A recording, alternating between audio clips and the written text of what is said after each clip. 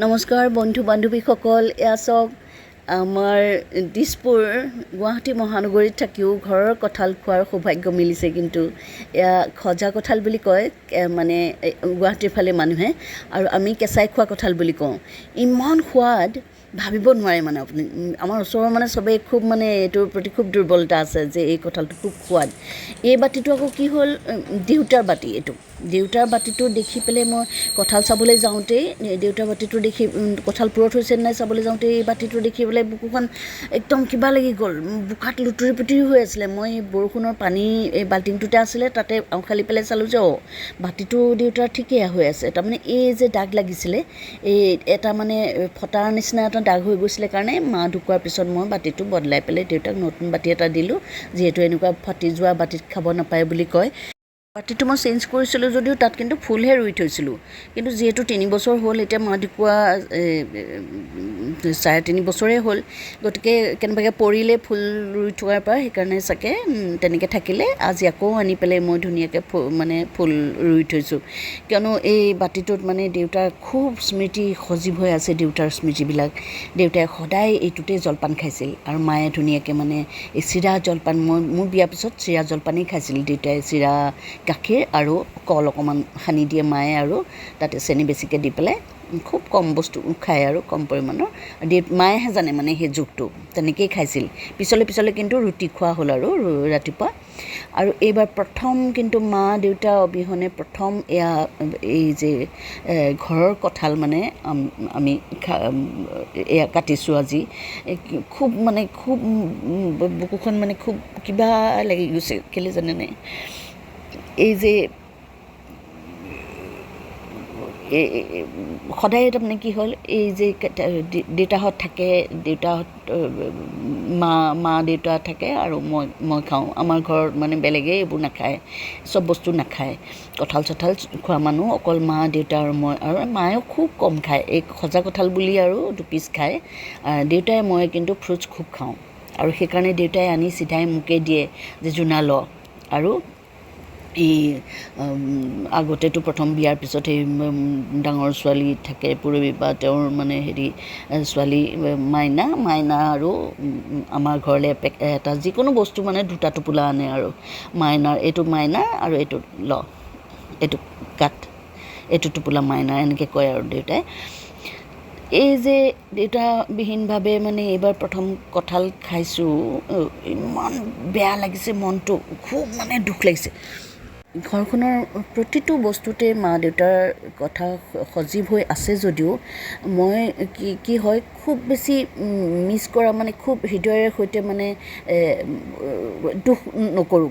কিয় জানেনে, এই কিছুমান কেতিয়াবা এনেকুৱা কথা থাকে যে গুচি যোৱা আত্মাক মানে বেছি হেৰি কৰিলে মানে আত্মাটোৱে মানে কষ্ট পায় বুলি মানে মই বিশ্বাস কৰোঁ আৰু দেই। কিয় বিশ্বাস কৰোঁ জানেনে, মই যেতিয়া সৰু আছিলোঁ তেতিয়া দাৰ্জিলিঙত 2 বছৰ থকাৰ মানে সৌভাগ্য ঘটিছিল। আৰু যেতিয়া আমি দাৰ্জিলিঙত 2 বছৰ আছিলোঁ, তেতিয়া কি হ'ল, আমি যিটো ভাড়াঘৰত আছিলোঁ, সেই ভাড়াঘৰটোৰ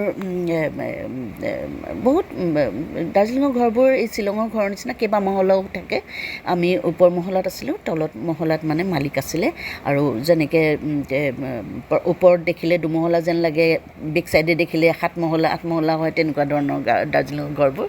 তেনেকৈ তেওঁলোকৰ তলত থাকিছিল মানে মালিক। আৰু বৃদ্ধজন মানে ঢুকাই থাকিলে। বৃদ্ধজন বিৰাট হুলস্থুল, কান্দা কাটা, আৰু বৃদ্ধজন ঢুকালে। তেওঁলোকৰ কিবা নিয়ম, মানে মই একদম সৰু আছিলোঁ, গতিকে বহুত মানে ডিটেইলছত মই ক'ব নোৱাৰিম, কিন্তু মানে এটা মানে একদম সঁচা কাহিনী মই কৈছোঁ।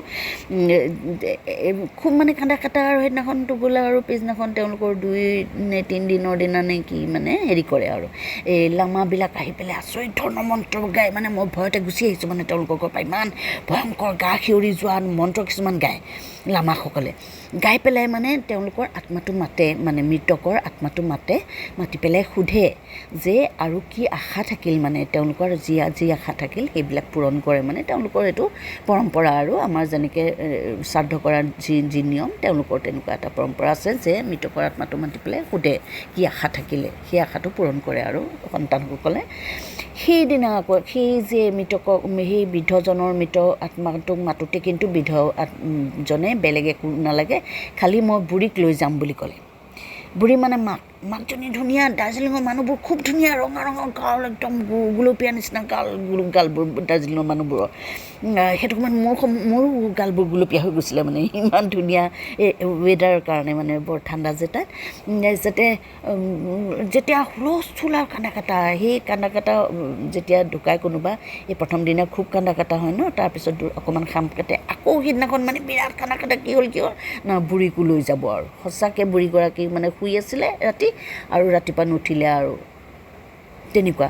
সেই যে আত্মাবিলাকে মানে এটা বিশ্বাস আছে যে এই এবছৰ কোনোবা ঢুকালে মানে এবছৰৰ ভিতৰত কিন্তু খুব মানে সাৱধানে থাকিব লাগে, প্ৰিয় মানুহবোৰ, নিজৰ মানুহবোৰ সাৱধানে থাকিব লাগে। এনেকুৱা কথা কিছুমান আছে, আত্মাটোৱে লৈ যাবলৈ বিচাৰে। এনেকুৱা কিছুমান মানুহে মানে কিছুমান মানে ট্ৰাইবৰ মানুহে, কিছুমান মানুহে বিশ্বাস কৰে। আৰু ময়ো সেইটো কিন্তু বিশ্বাস কৰোঁ। কেলৈ, মই বহুত মানে তেনেকুৱা কাহিনী শুনিছোঁ, দেখিছোঁ মানে তেনেকুৱা ধৰণৰ, সেইকাৰণে ময়ো বিশ্বাস কৰোঁ। আৰু সেইকাৰণে মা দেউতাক মানে বেছি আহ্বান কৰি নাথাকোঁ, বেছি মিছ কৰি নাথাকোঁ। য'তেই থাকা শান্তিৰে থাকা মা দেউতা, মানে এইটোৱে আশা কৰোঁ। সদায় ভগৱানক প্ৰাৰ্থনা কৰোঁতেও মানে তেওঁলোকক য'তেই থাকা শান্তিৰে থাকা এনেকৈ কওঁ, যাতে আশীষ বিলাই থাকা। কিন্তু কিয় গুচি গ'লা, নাই নোৱাৰিম, এনেকুৱা ধৰণৰ মানে কান্দা তেনেকুৱা নকৰোঁ। তাৰমানে কিয় জানেনে, এই আত্মাটোৱে কষ্ট পায় বুলি কয়। বেছিকৈ মানে মাতি থাকিলে যে মিছ কৰিছোঁ নিচিনা গুচি আহা, এনেকুৱা ধৰণৰ ক'লে মানে আত্মাটোৱে কষ্ট পায় বুলি মই মানে শুনিছোঁ আৰু বিশ্বাসো কৰোঁ দেই।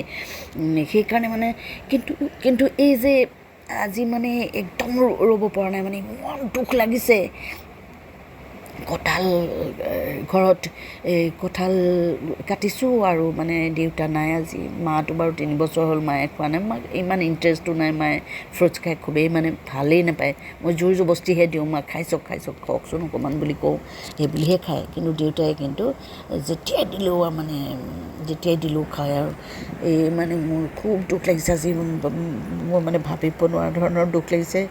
প্ৰতিটো সদায় আম খালেও মনত পৰে দেউতালৈ, কিন্তু মিছ কৰিবলৈ মোৰ ভয় লাগে। কেলৈ এবছৰ হোৱা নাই দেউতাৰ, গতিকে এতিয়া যদি মই হেৰি কৰোঁ, আত্মাটোৱে কষ্ট পাব বুলিয়ে মই বেছি মিছ নকৰোঁ। আৰু বেছিকৈ লিখা মেলাও দেউতাৰ ওপৰত কৰা নাই এতিয়ালৈকে, কিয়নো এই যে আত্মাটোৱে আকৌ কষ্ট পাব, বেছিকৈ মানে দুখ লাগিব, চবেই পঢ়ি খুব দুখ কৰিব, মনত পেলাব, এনেকুৱা ধৰণৰ। আত্মাটো ক'ৰবাত থিতাপি লওক, তাৰপিছত মানে লাহে ধীৰে দেউতাৰ কাহিনীবোৰ মই লিখিম বুলি ভাবি থৈছোঁ, ক'ম বুলি। এয়া ঘৰৰে নাৰিকলকেইটা আকৌ কি হ'ল, নাৰিকলবোৰ পাৰিলে বিলায়ো দিওঁ আৰু নিজৰ কাৰণেও থওঁ।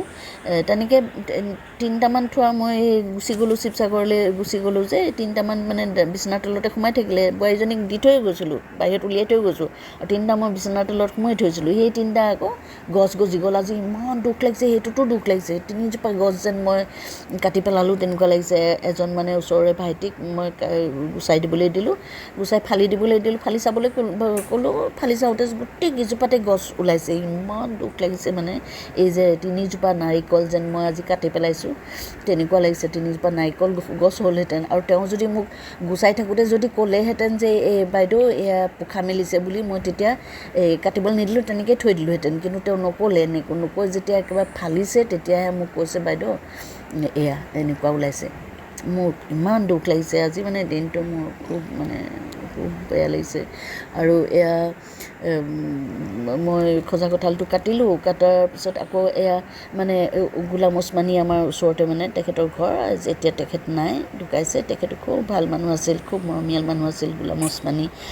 মাইনৰিটিৰ হকে বহুত কৰিছিল, কিন্তু যদিও মানে অসমৰ বিধায়ক আছিল, মাইনৰিটিৰ কাৰণে বহুত কৰিছিল।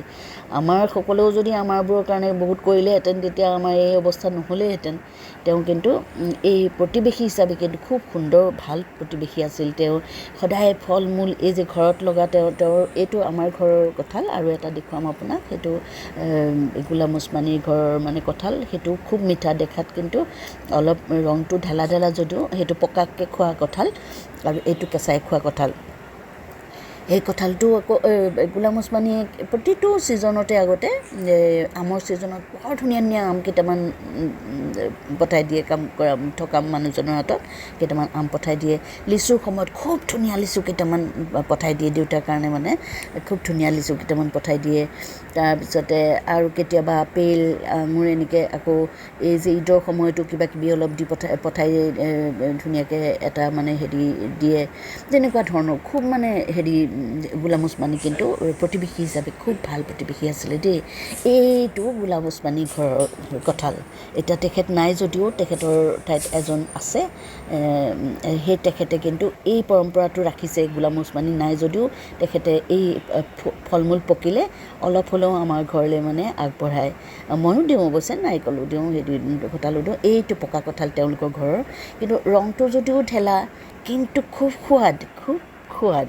এয়া আমি খাই পেলাই গুটিকেইটাও ভাল লাগে নহয় কঁঠালৰ। গুটি কিছুমান মানে মানুহে আকৌ কঁঠাল নাখায়, গুটিহে খায়। আমাৰ কিন্তু কঁঠালো ভাল পাওঁ, গুটিও ভাল পাওঁ। মোৰ জোঁৱাইটোৱে আকৌ কঁঠালৰ গুটি খাই ভাল পায়, কিন্তু কঁঠাল নাখায়। কঁঠাল নাখায় মানে কঁঠাল দেখিলেও খওঁতে গোন্ধটো পালে মানে খুব বেয়া পায়, কিন্তু গুটি আকৌ ভাল পায়।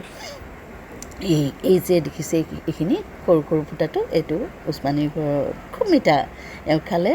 আৰু বন্ধু বান্ধৱীসকল কোনোবাই যদি কঁঠাল খাই ভাল পায় তেন্তে হ'লে আহিব, মই দিম। আমাৰ ঘৰত লাগি আছে কঁঠাল। আৰু আজিলৈ ইমানতে সামৰোঁ। সকলো সুখে শান্তিৰে থাকক, সকলো মিলা প্ৰীতিৰে থাকক, সকলো হাঁহি আনন্দৰে থাকক। আৰু মোৰ স্বৰ্গগামী শাহু শহু মা দেউতালৈ আন্তৰিক শ্ৰদ্ধাঞ্জলি জ্ঞাপন কৰিলোঁ। তেখেতসকলৰ আত্মাই চিৰশান্তি লাভ কৰক, এয়াই কামনা কৰিলোঁ। আজিলৈ ইমানতে সামৰিছোঁ। নমস্কাৰ, শুভৰাত্ৰি।